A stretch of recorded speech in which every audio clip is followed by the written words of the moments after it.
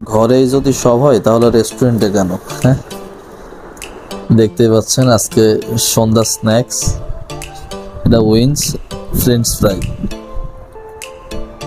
এখনো খেয়ে দেখি নাই, এখন টেস্ট করে দেখি কি অবস্থা। ফ্রেঞ্চ ফ্রাইটা খুব সুন্দর, ভালো হয়েছে। আজকে সারাদিন বাইরে যেতে পারিনি, প্রচণ্ড বৃষ্টি, চোখটার অবস্থা খুব একটা ভালো না,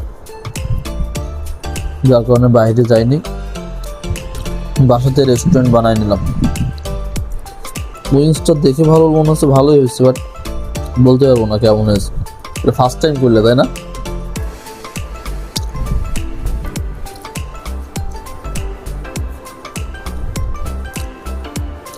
জাস্ট কিছু বলার নেই, আসলে সুন্দর হয়েছে।